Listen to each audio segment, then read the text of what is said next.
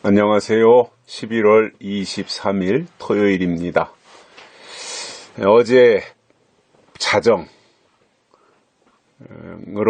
이제 한일간 지소미아가 이제 파기되는 쪽으로 진행이 되는 것 같았는데 아마 문재인 씨가 미국의 압박을 도저히 견디지 못한 것 같고 또 파기했을 때 내년 4월 달에 있을 총선을 앞두고 미국과의 갈등 관계, 미군 철수, 또 경제 보복 이러한 것들을 계산해 보니까 도저히 감당이 안 될 것 같아서 아마도 항복을 한 것 같습니다. 조건부로 6개월 아마 연장하는 쪽으로 결론이 난 것 같고요. 그나마 좀 다행스럽게 생각을 합니다.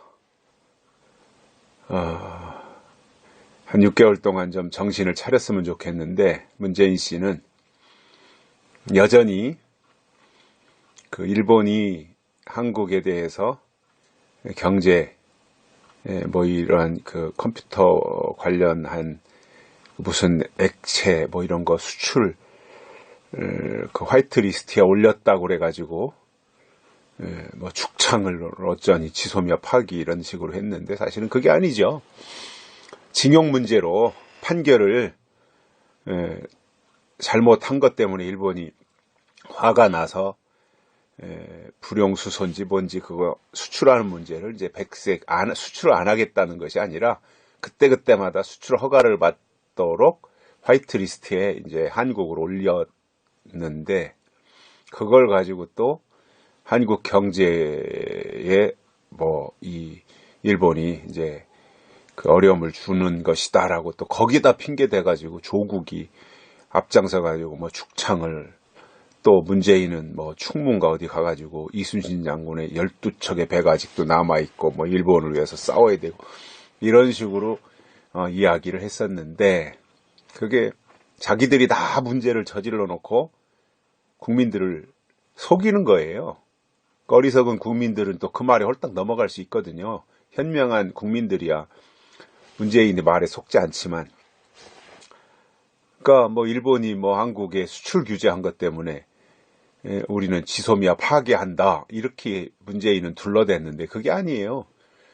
작년 11월인가 12월인가 강제징용 문제로 우리나라 대법원이 일본에다가 배상하라고 해서 뭐 어느 한국에 와 있는 일본 기업 재산에 압류하고 뭐 이랬었잖아요.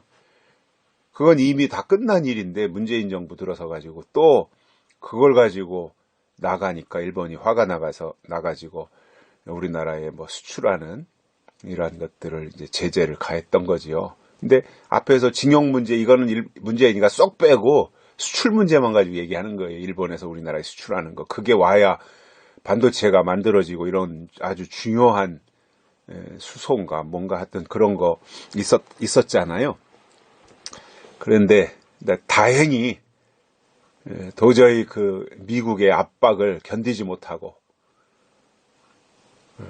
손을 들었습니다. 그래서 한시적으로 6개월 연장을 했는데 그나마 우리 대한민국 입장에서 보면 다행스럽다라고 생각이 들어요. 그렇게 가야지요. 일본은 동맹 아닙니까? 동맹. 근데 동맹을 무시하고 적인 북한, 중국 이런 데하고 가깝게 지나겠다고 하는 이 문재인 정부가 이해가 안 되는 거죠.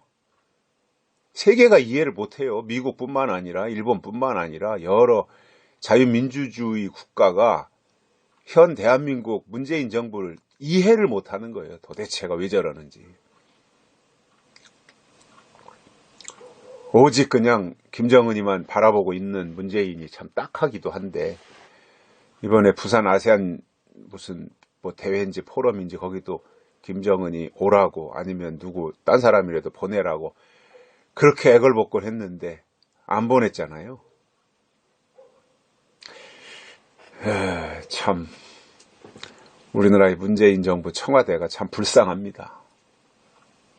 북한도 말 안 듣고 미국도 마음대로 안 되고 일본도 그렇고 참 동쪽에 가도 얻어 터지고 서쪽에 가도 발길로 차이고 이런 식으로 하니 이 나라 꼴이 말이 아니고 국격은 떨어지고 말이죠. 이 걱정이 많아요. 그리고 또 경제를 안 챙기다 보니까 경제가 점점 어려워져서 국민들의 생활은 이렇게 핍절해지는데 그것도 모르고 소득주도 성장이 지금 잘 되고 있다고 아직도 그 말을 하고 있으니 말이죠. 저 사람 머릿속에는 뭐가 들었는지 모르겠어요. 그나마 이제라도 청와대에서 일본과의 지소미아 파기하지 않고 조건부 연장한 것은 다행스럽게 생각을 합니다. 총선에 이제 불이 떨어졌는데 발등에 도저히 지소미아 파기에서는 총선을 이길 자신이 없었던 거죠. 그 계산을 한 거죠. 그러니까 이제 일단 6개월 연장시켜놓고 문재인은 문재인 나름대로 시간을 벌어서 어떻게 총선을 이겨보겠다고 할 거고, 이제 자유우파 전광훈 목사님을 비롯해서 우리 한국당을 비롯해서 좀 이제 전열을 다시 잡아서 정비해가지고 다시 투쟁을 했으면 좋겠다, 그러한 생각을 가지게 됩니다. 다행스럽게 생각을 하고요. 하나님이 우리 민족은 잡고 계신 민족 아닙니까? 아무튼 아슬아슬하게 이어가고 있는 것 하나님의 손길이라고 그렇게 믿고 있습니다. 오늘 말씀은요, 사도행전 13장 21절부터 23절까지입니다. 그 후에 저희가 왕을 구하거늘 하나님이 베냐민 지파 사람 기스의 아들 사울을 40년간 주셨다가 패하시고 다윗을 왕으로 세우시고 증거하여 가라사대 내가 이새의 아들 다윗을 만나니 내 마음에 합한 사람이라 내 뜻을 다 이루게 하리라 하시더니 하나님이 약속하신 대로 이 사람의 씨에서 이스라엘을 위하여 구주를 세우셨으니 곧 예수라. 아멘. 바울이 그 옛날 사울왕, 다윗왕 이야기를 끄집어다가 여기서 다시 설명을 합니다. 사사기 때 말씀을 여기서 다시 설명을 하는데, 사울을 첫 번째 이스라엘의 왕으로 세우셨다가 패하셨어요. 사울을 왕으로 세운 것을 하나님이 후회하셨어요. 왜냐하면 하나님의 말을 듣지도 않았고 하나님 앞에 물어보지도 않았고 사울은 자기 맘대로 다 했죠. 죽이라고 하는 것도 안 죽이고 살려놓고 말이죠. 아각 왕이라든가 그 소라든가 이런 것들 제물들이죠. 다 죽이라고 그랬는데 골라가지고 살려가지고 왕궁 안으로 뜰 안으로 데려다 놨던 이것이 또 사무엘 선지자에게 발각되어지고 책망을 받고, 이런 과정 속에서 사울이 40년 만에 사울이 왕위에서 패해지고요. 이어서 다윗을 왕으로 세웁니다. 근데 그 이새를 다윗을 보니까 이새의 아들인데 말째지요. 이새의 8아들 가운데 8번째지요. 그 다윗을 만났는데 내 마음에 합한 사람이라. 다윗은 하나님의 마음에 합한 사람이었어요. 이게 중요해요. 부자냐 가난하냐, 많이 배웠느냐 적게 배웠느냐, 이런 것은 다 부수적인 것이고 본질적인 것은 뭐냐면 하나님의 마음에 합한 사람이냐, 이게 중요한 거예요. 키가 크냐 적으냐, 살이 쪄서 뚱뚱하냐 날씬하냐, 이런 거가 중요한 게 아닙니다. 이쁘냐 안 이쁘냐, 남자냐 여자냐, 이런 게 중요한 게 아니에요. 하나님의 마음에 합하냐, 하나님은 그걸 보신다는 거예요. 하나님의 마음에 합당하냐. 그런데 다윗은 하나님이 보실 때 합당한 사람이었다는 거예요. 마음에 쏙 들었다는 거죠. 하나님의 마음에. 그도 그런 것이 다윗은 아버지 밑에서 아버지의 양떼를 돌보는 목동으로 있을 때도 최선을 다해서 양떼를 돌봤어요.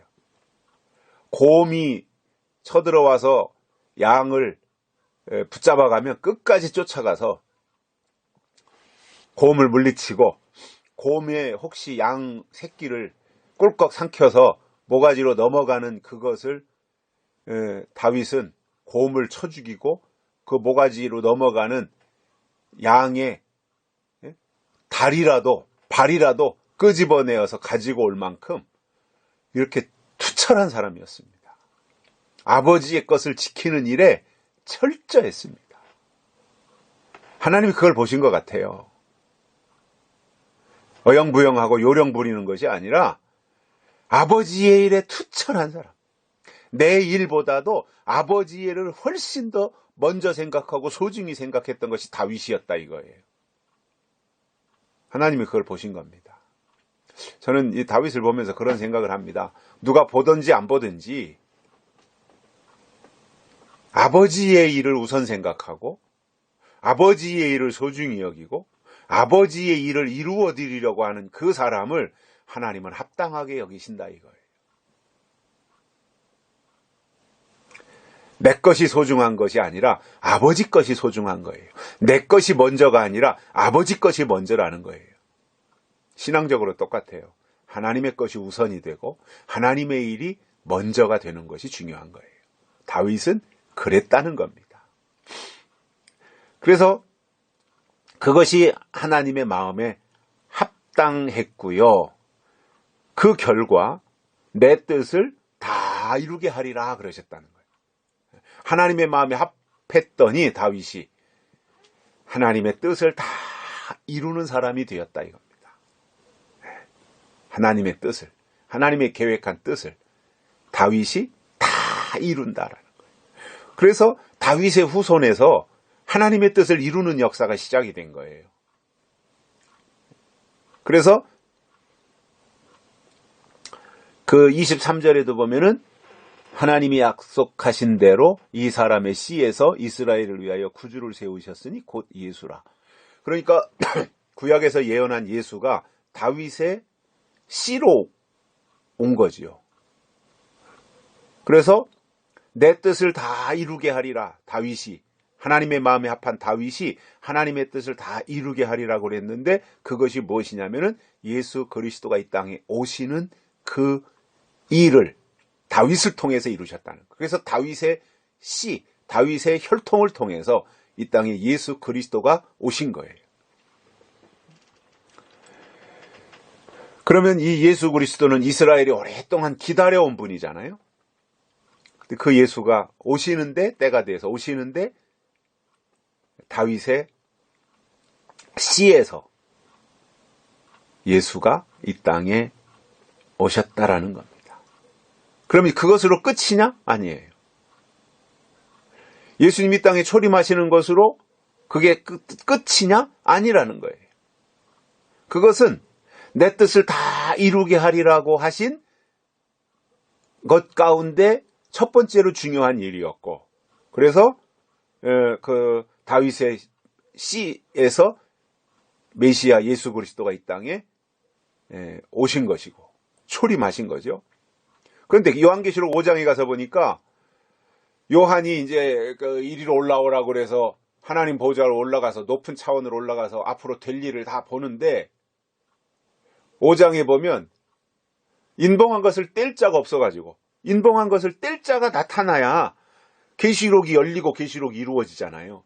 그런데 계시록에 놀라운 일들을 다 진행을 하는데 그 인봉한 것을 뗄 자가 없어가지고 막 요한이 환상 가운데서 울부짖었어요. 그랬더니 하나님께서 요한에게 하신 말씀이 뭐예요? 다윗의 뿌리가 이기었으니 인봉한 것을 떼시리라 그랬어요. 다윗의 뿌리가 이겼다. 그러니까 여기서 또 다윗이 나오잖아요. 그래서 사도행전 13장 22절에서 내 마음에 합한 사람이라 내 뜻을 다 다 이루게 하리라. 그러니까 예수님이 초림하시는 것에서부터 예수님이 재림하시는 계시록에 이르기까지 다윗을 통해서, 다윗의 뿌리에서, 다윗의 믿음에서, 다윗의 씨에서 하나님의 뜻을 이루는 역사가 나타난다는 겁니다. 놀라운 사실이잖아요. 그죠? 그러면 다윗이 어쨌길래요? 앞에서 말씀드린 것처럼 아버지의 일이 내 일보다 우선이었어요.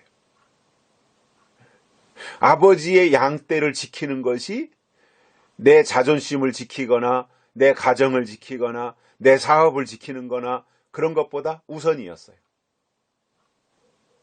하나님의 일이 우선이어야 돼요. 하나님의 사람들의 공통점 또는 하나님의 사람들의 특징이 무엇이어야 되냐면 하나님의 일이 우선이 되는 거예요. 이게 믿음이에요. 근데 어떤 사람들은 하나님을 이용해 먹으려는 사람들이 있어요. 다급하면 쫓아가서 하나님 도와주세요, 살려주세요. 그렇게 하는 척 하다가 뭔가 또 이렇게 풀어지면 자기가 똑똑하고 잘나서 그런 줄 알고 돌아가서 또 지 맘대로 살아요. 그게 아니라 다윗처럼 얼마나 충성스럽게 아버지 양떼를 지킨 이 다윗이 하나님의 마음에 합한 사람으로 나타날 수 있었겠냐는 거죠. 최선을 다했던 겁니다. 다윗은 아버지 집에서 아버지의 일을, 아버지의 양떼를 지키고 돌보는 그 일에 최선을 다한 거예요. 그런 그 다윗이 형통해가지고 초림 예수님도 다윗의 씨에서 오고 마지막 예수님이 땅에 다시 오시는 일에도 다윗의 뿌리가 이겨서 계시록이 열리는 그 놀라운 일을 보이신 겁니다. 우리가 어떻게 살아야 되겠습니까? 하나님의 마음에 합한 자로 살아야 됩니다. 그 합한 게 뭐였다 그랬어요? 하나님의 일이, 아버지의 일이 먼저입니다. 순서가 바뀌면 안 됩니다. 항상 내 어떠한 계획이나 내 모든 급한 일이 있더라도 그것이 하나님의 일을 앞지를 수가 없는 거예요.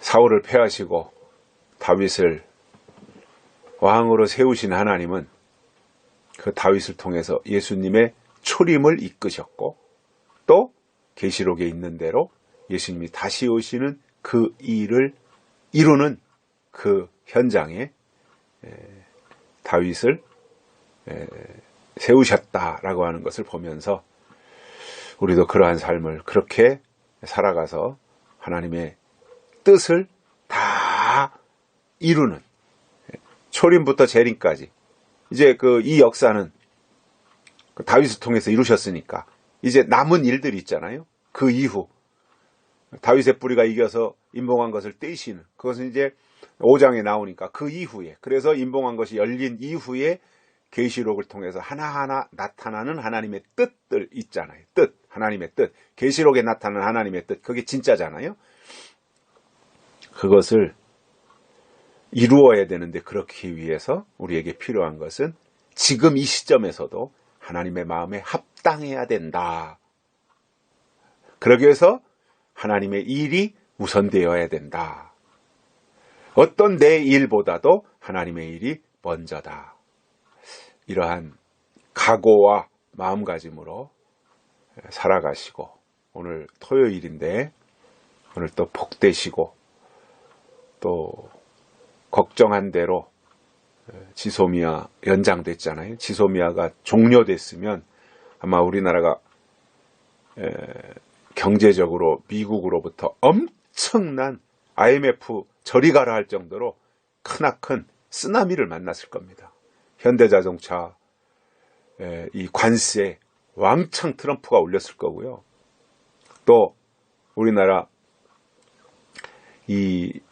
북한에다가 석탄을 북한산 석탄을 샀네. 그게 금지 제품인데 또 우리나라의 어떤 정유 제품을 북한에다 갖다 줬네. 뭐 이러한 의혹들이 많이 제기됐었잖아요. 근데 그게 사실로 드러나는 것도 많이 있고, 그러다 보니까 이제 유엔법 국제 제재인데 그걸 위반했기 때문에 세컨더리 보이콧 이런 거를 우리나라가 당할 수 있는 아주 긴박한 상황이었던 거예요. 그런데 아슬아슬하게 그것이 좀 이렇게 파기하지 않고 연장이 돼서 다행스럽게 생각하고, 이것이 다 우리가 하나님 앞에 기도하고 있기 때문에 하나님이 길을 열어주신 것이다, 이렇게 생각을 하고 있습니다. 작은 승리이지만 하나님이 우리 민족과 함께 하신다고 하는 이 감격을 느끼면서 오늘 또 복되게 생활하시다가 내일 거룩한 주일에 하나님 앞에 또 충성된 모습으로, 하나님의 마음에 합한 자의 모습으로 하나님께 예배드리는 그 시간들을 보냈으면 좋겠습니다. 오늘 여기까지 하겠습니다. 고맙습니다.